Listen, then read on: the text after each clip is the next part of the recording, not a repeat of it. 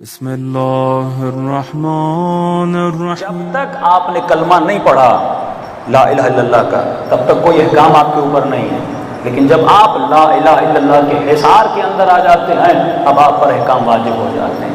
جب آپ محمد رسول اللہ کے حصار کے اندر آ جاتے ہیں، مثلا جتنے مسیحی تھے سب نے لا الہ الا اللہ کہا تھا، جتنے یہودی تھے آج بھی وہ لا الہ الا اللہ کہتے ہیں، لیکن انہوں نے آج تک محمد رسول اللہ نہیں کہا۔ تو جو محمد رسول اللہ کہے گا اس کے اوپر محمد کا فرمان واجب ہو جائے گا۔ جتنے اہل سنت کے برادران ہیں انہوں نے علی ولی اللہ نہیں کہا، تو لہٰذا وہ مولا علی کی ولایت کے اندر بھی نہیں آتے۔ لیکن اس امت نے، جس کو شیعہ کہا جاتا ہے، پوری امت نے نعرہ بلند کیا کہ ہم رسول کے بعد اگر کسی کو اپنا ولی مانتے ہیں تو وہ حیدر کرار کو اپنا ولی مانتے ہیں۔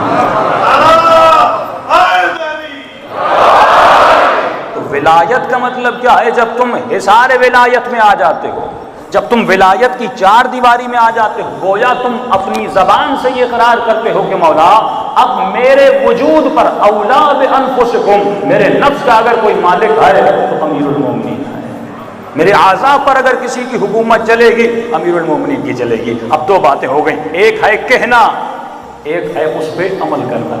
بالکل اسی طرح خاتون کی شادی ہو گئی، شادی تو ہو گئی لیکن شوہر کی ایک نہیں مانتی، اب اس کے اوپر شوہر کی ولایت ہے، وہ شوہر کی ولایت کے اندر ہے، جو شوہر کہے اس کے اوپر واجب ہے، لیکن اگر نہ مانے تو آدمی کیا کہہ سکتا ہے، لیکن زوجیت میں تو ہے۔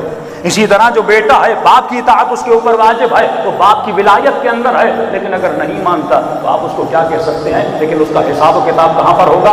قیامت میں ہوگا کہ تمہارے اوپر ولایت تھی لیکن تم نے نہیں مانا۔ بالکل اسی طرح جب انسان کا سر قبر میں رکھا جائے گا، پہلا سوال جو ہوگا وہ اللہ کی ولایت کا ہوگا، محمد رسول اللہ کی ولایت کا ہوگا، علی ولی اللہ کی ولایت کا ہوگا۔ اگر اس نے زندگی علی کے کہنے پر گزاری ہے تو ملائک اس کے قدموں کی خاک کو بھی چومیں گے۔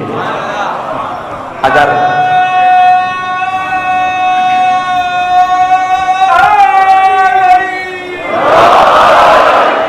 نظریے ولایت کو سمجھنا ہے، صرف یہ نہیں کہ میں صرف علی ولی اللہ کو مانوں۔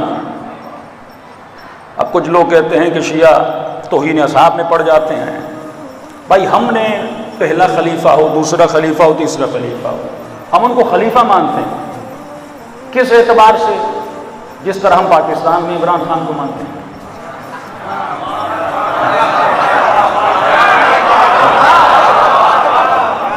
یہی ہمارے نزدیک اعتبار ہے ان کا کہ رسول کے بعد جتنے خلفاء آئے، جس طرح پاکستانیوں نے چن لیا کسی کو وزیر اعظم، اب نواز شریف بھی آیا ہم نے کہا وزیر اعظم ہے، عمران خان بھی آیا ہم نے کہا وزیر اعظم ہے، بے نظیر بھی آئی ہم نے کہا وزیر اعظم ہے۔ اب وہ کیا ہیں، کیسے لائے گئے، ہمارا اس سے لینا دینا نہیں۔